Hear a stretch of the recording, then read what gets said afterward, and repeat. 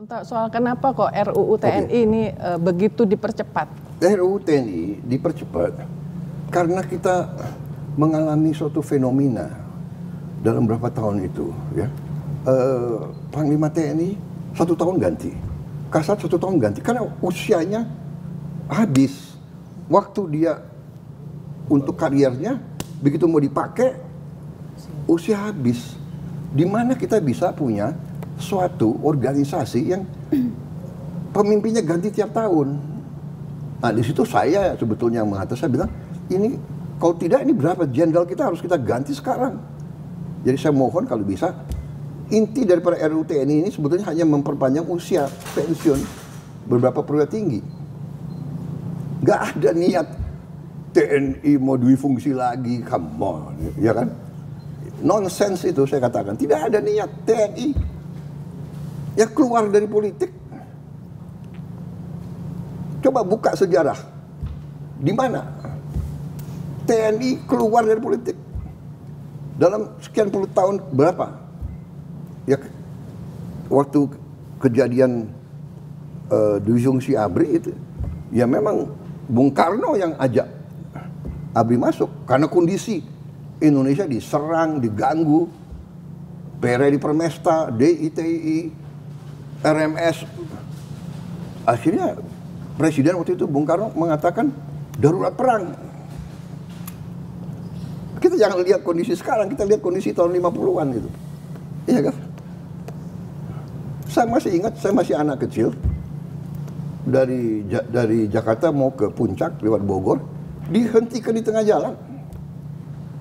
Di jalan ke Puncak itu DI rambut gondrong di pinggir jalan, dihentikan. Ya mereka minta makan, minta ini. Jadi kondisi zaman berbeda-beda, ya. Jadi menurut saya undang-undang TNI itu is a non-issue. Tidak ada niat.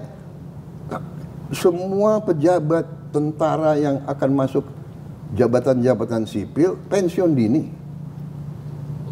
Hanya ada beberapa lembaga yang memang diizinkan. 14 itu. Intelligence, bencana alam, Basarnas, dari dulu kan ini hanya mengformalkan. Kemudian apa ya katanya kejaksaan, kenapa? Ya kejaksaan ada jaksa apa pidana militer.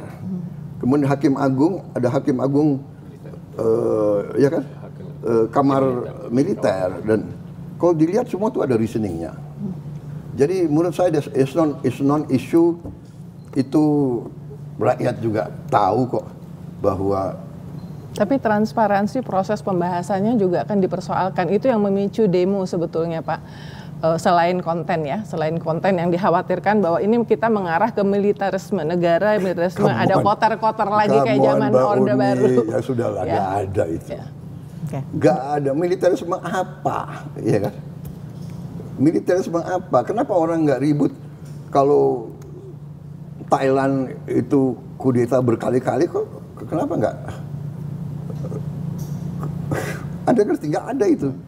Militarisme apa? Jadi, saudara, kalau Anda tanya secara objektif ya, bikin survei, tanya rakyat, lembaga mana yang paling dipercaya oleh rakyat? Jangan elit intelektual di Jakarta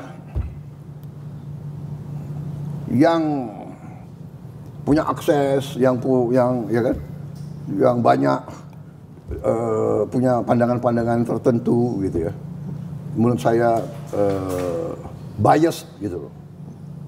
Selalu memandang dengan sakwa sangka, dengan curiga gitu. Memang TNI sih Pak, selama ini survei-survei mengatakan TNI. Cuman ada alasannya kenapa TNI itu nomor 1. Karena sejak reformasi TNI itu kembali ke barak. Itu dan kemudian lahir dari rahim rakyat. Jadi image itu yang membuat TNI itu selalu nomor 1 di survei. Nah, dikhawatirkan kalau misalnya makin banyak. Mbak Uni, yang bawa kembali ke barak siapa? Saya mau tanya. Reformasi. Yang bawa kembali TNI ke barak itu siapa? Pemimpin TNI sendiri. Ya. Okay. Kita sadar waktu itu, Pak Wiranto, Pak Yudhoyono, ya kan, Agus Wiradikusuma, termasuk saya yang dorong. Saya pertama di dalam TNI yang mengatakan civilian supremacy. Saya tunduk dan saya buktikan bahwa saya tunduk kepada pemimpin sipil. Saya diberhentikan oleh Pak Habibie, siap. Padahal saya pegang pasukan terbanyak.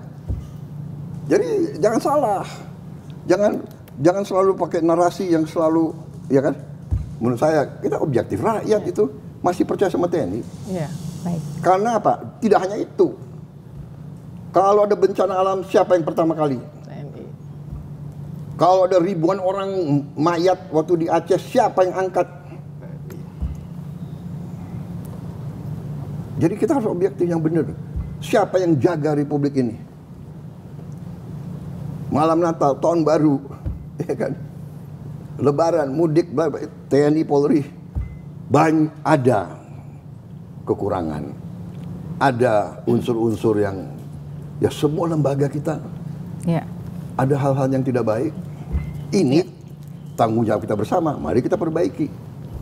Saya tegas terus di TNI, di Polri, bersihkan diri kalian. Baik. Sebelum nanti saya ambil tindakan.